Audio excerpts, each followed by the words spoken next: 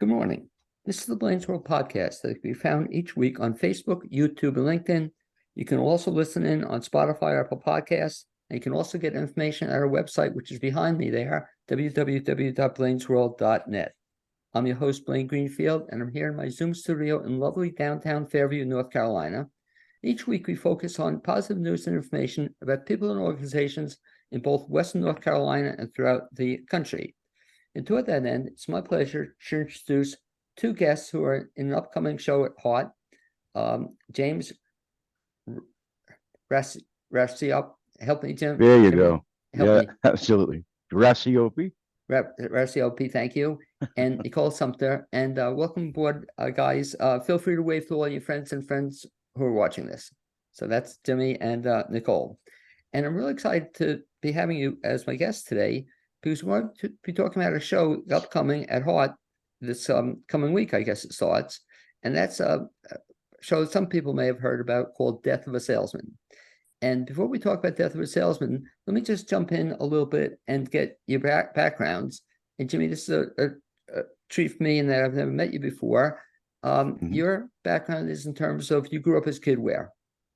I grew up in Newark, New Jersey, Okay. and I went to college in New York City. Okay, when you were a kid growing up in Newark, New Jersey, did you do any acting? Yes, with puppets. With puppets? Yeah, they wouldn't let me play with dolls. So So I discovered puppets, and then it was okay. So what was your very first show? My very first show was Snow White and the Seven Dwarfs when I was 9. Okay, you remember that, though, right? Oh, yeah, my mother was very vocal about it. Now, was that a puppet show? Yes, marionettes.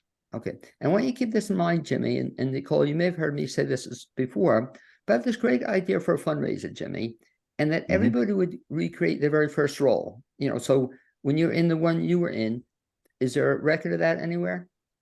No, Okay. this was no. So wouldn't that be a great fundraising, Nicole, for Heart, the kids at Heart or the regular theater, that you could get to recreate that very first role, Jimmy, so you could then have a tape record of it somewhere. So Excellent. So excellent. You grew up at it, that's 9 years old. How else did you then get back into theater after that? Well, I did theater in high school, and I went to college for fine arts at Cooper Union in New York City. And I left there in the third year to go to summer stock to get my equity card. And from there on, it was divided between puppet shows and live theater. Did you still do puppet shows? Yeah, actually, yes. I'm doing them free now for the community down here. Okay, Yeah. very, very cool. Nicole, have you seen him do a puppet show yet?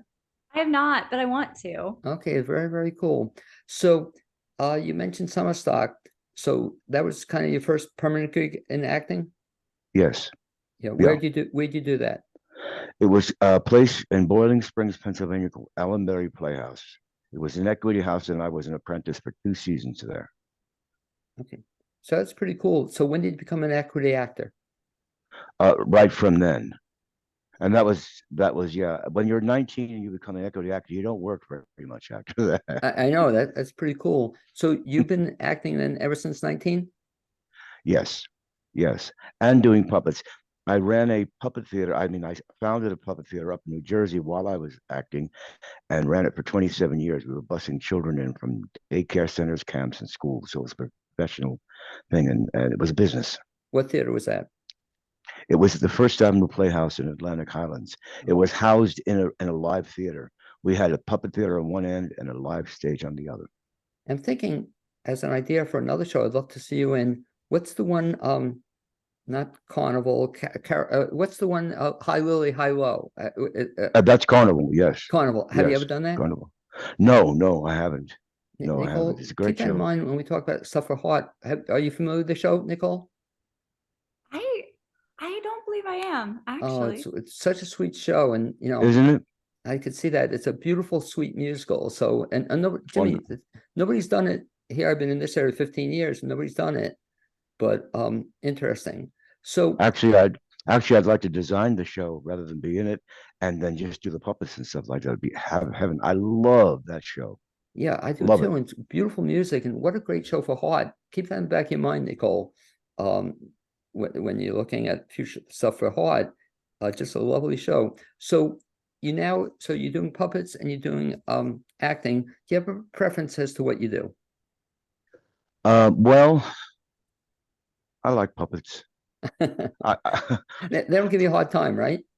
well, yes, they do. When it rains, the joints don't work. Nothing works, and sometimes you just have to give in to them and let them do what they want to do. It's the same thing with people. The same thing. Okay. Now, have you also Yeah. done, you mentioned design the show. Have you done directing as well, I assume? Yes. Yes. I've directed live theater and, of course, puppet theater. Yeah. And so the question I ask, especially directors, do you have a preference as to, like I said, directing, acting, designing? Do you have a preference? I love designing and building a show. Love it. Because what I tell people when they answer that question, Jimmy, a lot of people, directors especially, say they prefer directing to acting, but the truth is they don't have to memorize lines that way, so and I guess with puppets you can get away with not memorizing lines. Well, usually you record the stuff. It's like an animated cartoon. You record it first, and then you rehearse to it. And the goal is to give it the semblance of live performing, so that it's as spontaneous. It appears as spontaneous as possible. Yeah. And I didn't realize that. So typically it's recorded. The voices are recorded. Yes. Very interesting. And the music and sound effects and everything. It's quite elaborate. I mean, these marionette shows are, they're like little Broadway shows. Yeah, I'd love to see There it. are all kinds of effects and stuff. Hopefully we'll Yeah. get to see it. We just finished a couple at the Maggie Valley Fair. I'd like to do them around different areas because the kids. I'd love to bring it to the kids here, and I don't need to make a living from it anymore. So why not just as do you're it for the hearing, community? and we'll talk about it in a little bit with Nicole, but you're in a good place at Hart because Hart has this magnificent kids program, Kids at Hart, you've heard about. I know. And boy, they do great stuff. And that'll segue into Nicole. And I love Nicole had sent me her background, which is kind of interesting. And I love what you said there, Nicole. She's stage managing Death of a Salesman.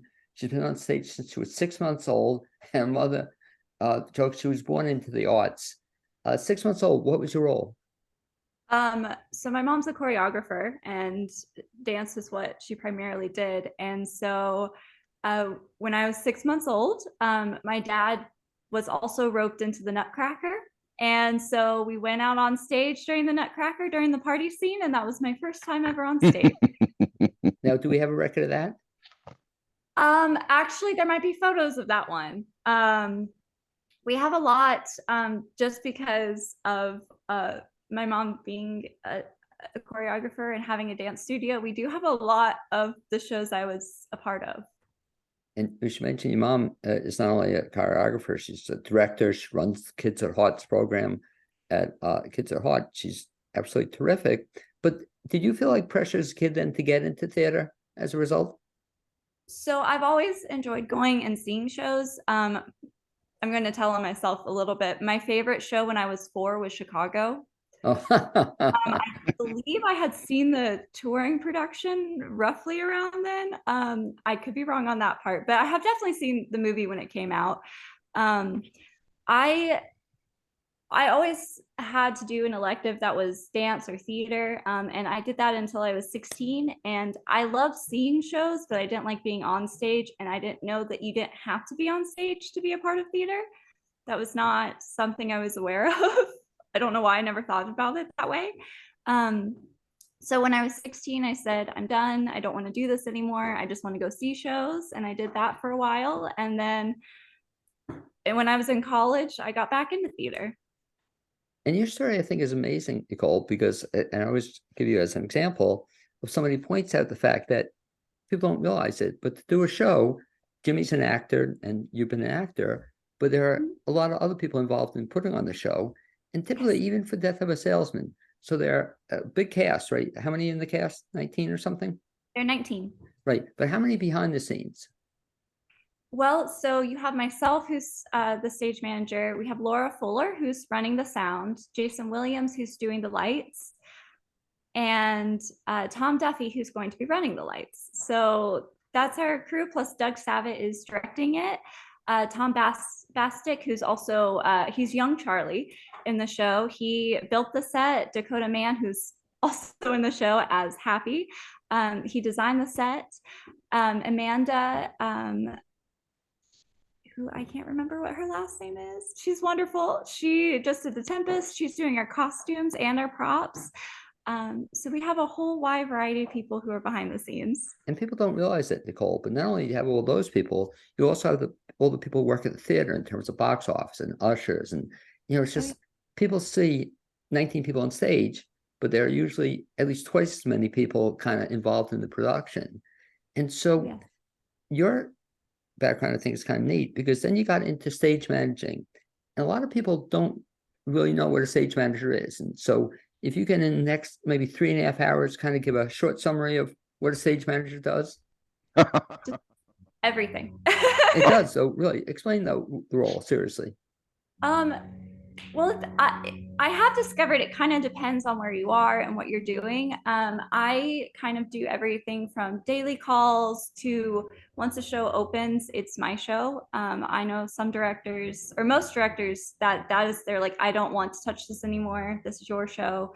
I make sure everyone goes where they need to go. I make sure every prop is there. I pull props. I have designed props before as a stage manager.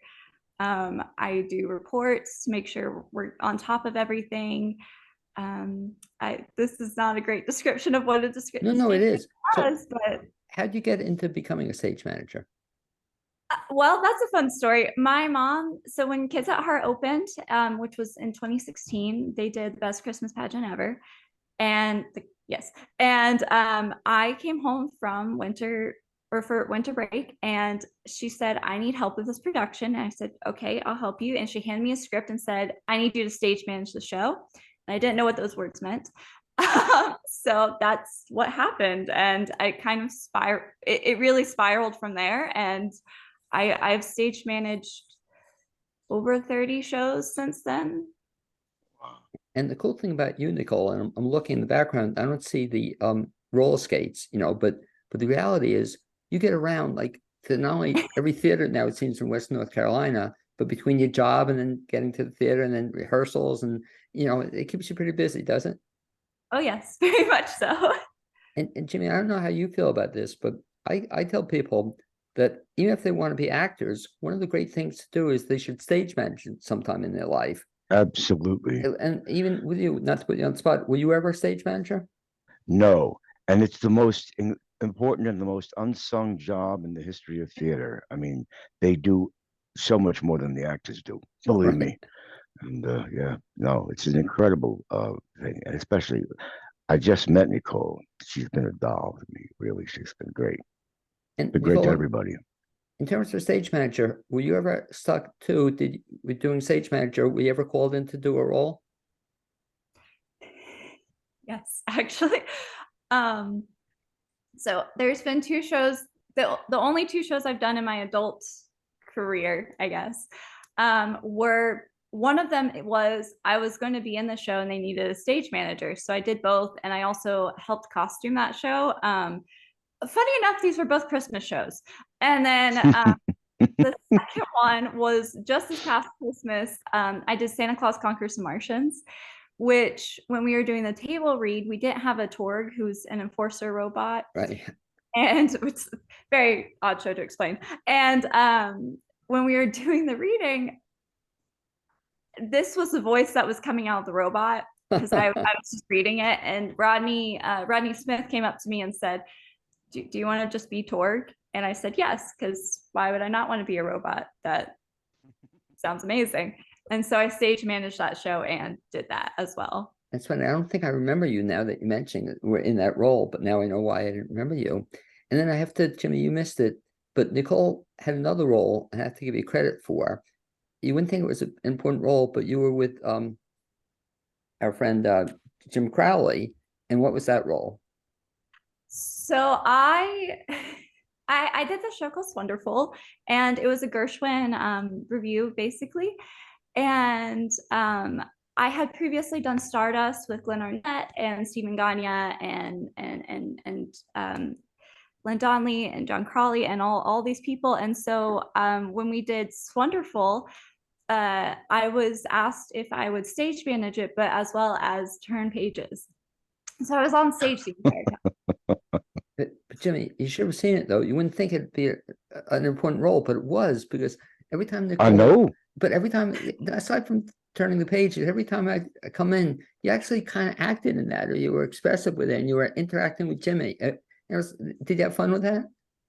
Oh, we had fun. We had a lot of fun. Actually, what's I thought was funny was a lot of people. I can read music slightly, but I learned just I can't do that for him. I just needed him to nod. But I knew the songs well enough. I would turn the pages, so people would come up to me and be like, "You must read music so well, and like you were doing such a great job." Yes. Uh-huh. But Jimmy, you should have seen it because she had such fun, it looked like, with John. And it was like really part of the show. I didn't know it wasn't, prearranged.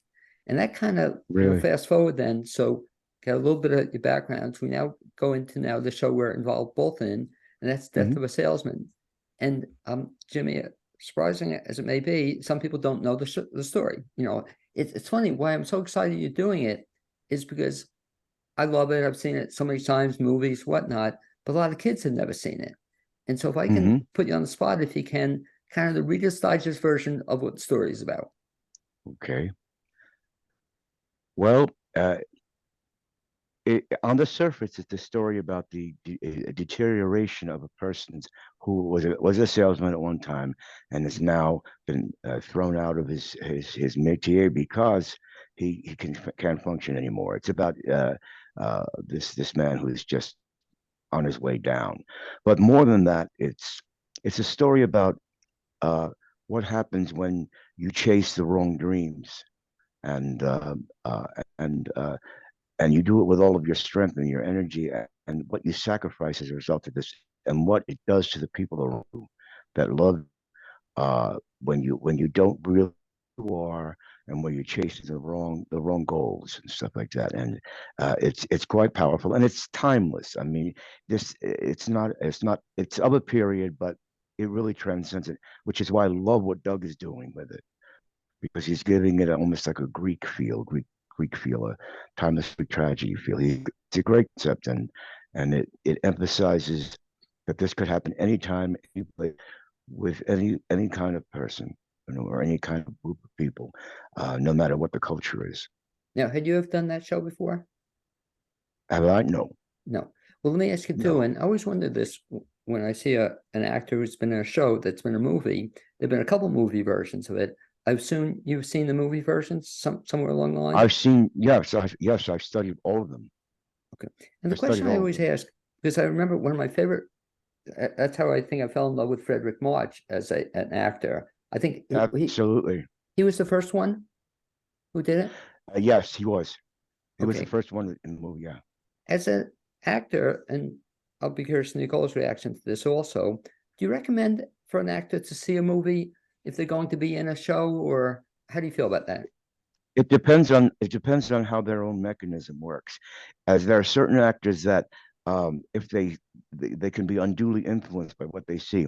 There are also other actors who are pretty spontaneous and can and basically I watched those movies to understand as many aspects of the character as I can, done by different people. But I still have very strong opinion as to who that man is, which is not really. It's not that. It's not the other people's interpretations, No. and so it doesn't affect me. What affects me is the choices they make and how they view certain aspects of the character. Now, the movie, did Dustin Hoffman play the role too also? Dustin Hoffman played it on, I think, on Broadway and then on a TV movie. Right. Yes, and Lee J. Cobb okay. also did it. He was the original guy on Broadway. He was the original guy. Frederick March did the first movie, and Frederick March had an incredibly interesting take on it.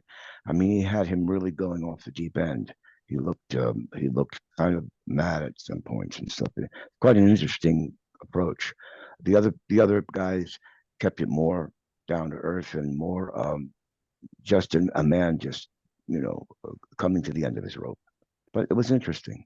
I guess we'll have to see it. I won't ask you to talk about your interpretation. We'll see it, rather than talk about it. Yeah, But Nicole, sure. same thing too. Have you ever seen that movie, Death of a Salesman? I have actually not. For some odd reason, it's one that I've always known about and knew the story, but I've never seen it. And I'm very glad I haven't, just in this one case, because I get to see what Jimmy does and his interpretation of the character, as well as our Biffs and our Happies, what their interpretations are of them and the Loman family. And I I will probably watch it after the show ends, but up until right now, I've never seen it before. And what makes this version so unusual, Nicole, I'd like you to talk a little bit about, is how Doug's directing it. And Doug's Sabat, director, very fine director, actor, but he's doing something a little bit different. I don't know if it's ever been done before, but explain what he's doing. So Doug he wants to strip the show down to its core and really bring forth Arthur Miller's words and the dynamic of the family, because um, he really wants you to connect. There's a character you can connect with in any way, shape, or form throughout the show. And so what he's doing is we have double cast several of the characters. So for the family, there is Linda and there's a young Linda. And so because of the nature of Death of a Salesman, Willie sees the past and he sees the past. And so our past is very bright, like vibrant and colorful, whereas our color palette for the present is very monochromatic. We have 19 people in the cast. That is not typical for Death of a Salesman. Because we did double cast, we double cast the entire Loman family, as well as Bernard and Charlie. And Jimmy, let me ask you this, because I'm kind of looking forward to this as a result. Have you ever been in a play like that that's been double cast like that? No, never. So, No, so it's the first time. That's kind of unusual, isn't it? It's interesting. Yeah, it gives a lot of other levels to it. To watch what two different people are doing with each role, and to respond differently to those people, but keep it, keep the relationships the same and kind of as balanced as you can. Yeah, I like it. Now, is your role double cast? No, Okay. no, and I'm gonna get Doug for that. Yeah, he's shaking his head because the thing about your role, Jimmy, is it's not a real small role. Would you say that's true? No, it has more lines than Bennett Hirsch and Shakespeare combined. Is this the largest play? It's largest number of lines you've ever had? I don't know, but it's the most difficult because it's fragmented. It's a fragmented mind that we're portraying, and you're going back and forth in time, and there are a lot of disconnects. So connecting the dots is a little, But no, I don't know if it's the largest role. I think I did Tevye. Tevye was a pretty large role, but I don't think it was as large as this. And I also did Creon in Antigone, and that had pages and pages of speeches. But yeah, but this is the most complex and the most difficult role, I think. And the thing about Tevye is that you can at least break into song every so often. Here, oh, thank you. Here, you don't do somebody tell a joke in this play. Exactly, or bring in a musical version of Death of a Salesman. We haven't seen. Well, you laugh with Mel Brooks. We could do oh my God, so, yeah. So that can be your next project, Jimmy. So I assume you've done writing of stuff, have you? You've written stuff? No, I don't like writing. No, but even the plays for kids, didn't you involve? Oh no, I don't write the plays. I record them, direct them, and produce them, and do the physical thing. I have a mentor who writes them, who I worked for when I was a young kid. Wonderful guy, still around, and he's incredible. Oh, give a shout out. His name is Nick Coppola, and he does his theater is Puppet Works in Brooklyn, and they do marvelous stuff. Marvelous. And he knows how to write for puppets better than anybody, because it is very different, with puppets than it is with people. Of course, most of it has to be done with the body of the puppet. So you kind of answered my question about writing, but you said somewhere down the road, though, you might want to direct some or do some other stuff like that. Oh, sure. Yeah. And design and build. I love that aspect of theater. I love the doing the whole visual and the whole approach to what kind of approach you're taking to a piece of theater and stuff like that. I've done that with puppets too. I mean, I've had to do that with puppets. I've had to do the build the puppets, the sets, everything, by So myself. So I'm looking forward to seeing that because Nicole, I'll ask yeah. you, in terms of this area, I don't recall seeing any. There was one puppet show I did see in this area, but you don't see much of it in this area, do you? I the only times I've seen them are actually at Folkmoot. There was a group that came and did it last year, but I don't see them that often. And I've lived my whole life. Well, the only other one I can think of, and Hart hasn't did it, was Asheville Community Theater did Avenue Q, and you've seen that, Jimmy? No, I haven't. I've seen clips of it. Oh, really? We Okay. we actually did something like that in the 70s in New York City. It was called Kumquats, I remember and it that. was billed as the world's first erotic puppet show. I remember the name. I never saw it, but it was a satire. It's very funny. okay, sounds Yeah. it. Nicole, so back to Death of a Salesman. So you mentioned the cast of 19. You don't have to necessarily mention everyone, but mention some of the other performers in it, if you would, please. Yes. So one part that's exciting about this production, which I'll mention first, is one of our actors. She's playing Aletta. Her name is Gina. Sorry about my voice. Gina Puri. And she actually composed our flute music that we have during the show. We have a live flautist, which is Tabitha Judy, who is also Great. Little Girls. And so she is our flute player for the show.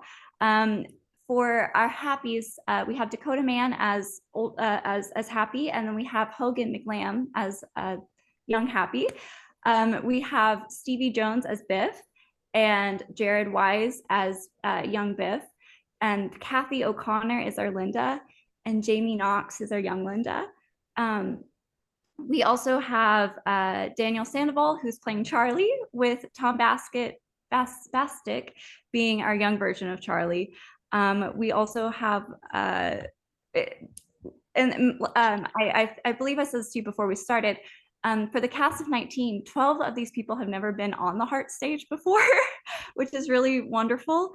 And a couple of others we have Laura Gregory Parker, Jacob Fletcher, Connie Blanton, Strother, Stingley, and Jared Frazier, who's never done theater before, or he has been our op for multiple shows, but he has never done theater before, so we're happy to have him.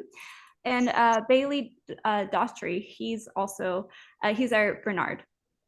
And there's something fun about one of these characters, because I mentioned the monochromatic color scheme for the present characters. And that's true with the exception of one character. It's going to be very, very exciting. And so I believe that's everyone. Oh, and then Bill, I'm going to try to pronounce his last name, and I apologize to Bill. I'll have you do it right. Schmandis? Close enough. We're going to try that. He's our Ben, and he's wonderful. Everyone in this cast is just absolutely wonderful, and I'm glad to work with all of them. And Jimmy, for you, it's probably exciting because you probably haven't seen any of these people on stage. No, I actually saw Strother in Spamalot, and he was phenomenal. Wasn't okay. So it was wonderful. He's a terrific play. actor. He is, but that's quite a cast he put together. Especially one of the things that's so cool about Hart is they bring in a lot of times new people. And let me ask you, the cast you named, have any of those people been in Kids at Heart productions? Actually, no. Okay. Which is odd because usually our kids are, but I will say our kids, we keep making the joke. It's the season of the Willies. We have Willy Wonka opening as well as Death of a Salesman October. Oh, that's great. And Mean Girls. So there's Willie and Mean Girls also. Well, no, that's just we're also doing all three at the same time. Okay, but yeah, the fun stuff. So Death of a Salesman. Who would you say, Nicole, it's age appropriate for? Who should see it? I would say probably. I would say middle school and up. And I know middle school if for middle schoolers, I would use the parents or whoever's best judgment on that one. But I do think that a 13-year-old could come see the show and take something away. They can relate to the young versions of Happy and Biff. They can relate to young Bernard as well. There's someone for everyone in the show, and so I think that 13 and up is probably the best age range to give.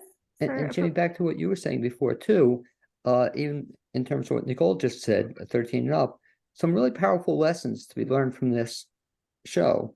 And it won't go through all of them, but what would you say that other kid, or more so even the kids, say 13 and up, what could they learn from the show? Well, I think the modern kids can learn one very, very important thing, and that is there's a difference between the two boys, and one of them wants to express himself in the way that he knows his soul is calling for. The other one wants to be like his father, who wants to, and doesn't mind being false and putting on a false front to do so. It would seem to me that a lot of the students or kids would identify with Biff, who really wants to be let loose and let free and to express himself. It's a beautiful message. There's so many in that play, God, but that's a good one for the kids. And as you talk about it, it's bringing back the movie to me again. I have seen the show as well, but wow, it's getting me looking forward to seeing it. You know, it's just such powerful drama. Oh yeah, it's just one of the great shows of all time. After this show, if you can share it, Jimmy, do you have anything coming up after this? Well, I right now this is my first show down here, and I don't, I actually I have a grant. I've been given a grant to work on a production of Midsummer Night's Dream with puppets, which I've already built, and done all the projections and sets and for, and they've given me permission to use the Richard Burton recording of Midsummer Night's Dream. So the second part of the grant would be to find a venue. So I want to do that. And since that's one of the reasons I auditioned here, because I wanted to meet the actors. I wanted to get them to record things. I wanted them to, so, we'll see what happens. That's my next thing, though. Okay. And Nicole, same thing too. Do you have any upcoming plans? Mean Girls, actually. So what's your role in Mean Girls? Well, once we get past Tech Week, I'll actually be able to join Mean Girls again, because we're rehearsing at the same time. But I believe I'm running sound, but I'm also I believe I'm assistant director for that as well. I really was the one who kept saying we should do this, and now we're here, and it should be a very good show. Aside from possibly directing down the road, doing sound, other work, do you have anything else in theater you want to do in your spare time? I really like sound design a lot. That is something I did sound design for Treasure Island this past year, and it made me very happy every time I came and heard pirate tavern music, and it was just a fun experience. But I really enjoy stage managing and sound. That's those are two aspects I really enjoy. I would like to try directing at some point, and I would like to try costuming, because my degree is in history, which is always surprises people. But I would love to do a period piece and costume it to the period. And compliment to Hart, because you don't oftentimes think about costuming, but Spamalot was magnificent. Even the one with the 6 singers, the costume is just it's an important part. A lot of people don't realize there are all these other parts of a show that become important. Do you have aside from those activities, do you have a dream show you'd like to be involved in? Either acting, directing, producing, costuming, anything you'd like to see on stage? Well, I tell this to everyone. I had said that if the next time I act, the 2 shows I would like to be in would be Chicago and Cabaret. I knew you were going to say that, yeah. Those would be the 2 I would love to be in. But for directing, there's a few shows I would love to direct. I just don't feel like I would be good enough yet. And one of them would be I kind of want to direct Rent, which young me would be very shocked about now.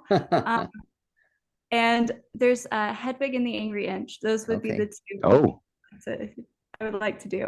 And I want to put Jimmy on the spot because aside from Come-A-Lot, no, what was the show you mentioned? The Spamalot? no, Oh, the erotic puppet show. What was that? oh, kumquat. Kumquat. Aside from that, what other things would you like to do down the road? Anything? Well, you mentioned Swanderful, and I love to sing. I've been in a lot of musicals. I'd like to be in one of those kind of things. Like I did Jacques Brel, something like that. Jacques Brel. By the way, Yeah. Nicole, remember that with Jacques Brel, only one person has done this in the area in 15 years. One of my all-time favorite shows too. Are you familiar with Jacques Brel? Great show. Nicole? No, I'm not. Are you familiar with who Jacques Brel is? Look him No. up though. Just great. Oh. Oh, you'll love his stuff. Boy, I'd love to have. Yeah, if somebody wants to be in it, Nicole, Jacques Brel. And for the benefit of people who hopefully can get out to see Death of a Salesman, you can mention kind of the ticket information, dates, all that good stuff. Yes, so Death of a Salesman opens on Friday, October 13th, and will run through the end of October, which is October 29th. You can get your tickets at hearttheater.org or by calling the box office at 828-456-6322. And yes. Okay. And Jimmy, in terms of you, if folks want to get in touch with you or find out what else you're doing aside from this show, is there any best way to track you down? Sure, my email I have an email address. I also have a website page. I'm not on Facebook, but my puppet theater is Okay, and Paper Moon Puppet Theater. I'm sorry, repeat that. It's Paper Moon Puppet Theater. You can Google it that way. The Paper Moon Puppet Theater. 2 words, Paper Moon. And my personal email address. Do you want that? Please feel free. Yeah, Sure. if you want. James, JamesRacioppi @gmail. Okay, so if you want to track down Jimmy and Nicole, same thing too. You are on Facebook, is that correct? Or becoming more active than you used to be, right? It's really funny. I love running social media pages, but my own, it just every once in a blue moon, but I'm on Instagram. Okay. And that dates me and Jimmy perhaps said, I'm just superficially on Instagram, but that's where everybody is. So you can dig up Nicole Sumpter. And I'd like to thank you both for being my guests on this edition of Blaine's World podcast. Jimmy, look forward to seeing Thank you so much. Okay, you made it so nice and easy. Well, thank you very likewise. much. And thanks, by the way, for getting past the technical difficulties. Turned out great. Nicole, as always, a pleasure to see you. And again, Jimmy, you'll see, I mentioned the roller skates. Nicole, you'll have to kind of keep moving with, because if she's not at Hart, she's at Montford now. You name it, you're going to see Nicole somewhere. So you do great work, Nicole. Keep it up, and look forward to seeing you both next week at the opening of Death of a Salesman. Thanks, guys. I want to sign off. Stay with me if you would. Sure.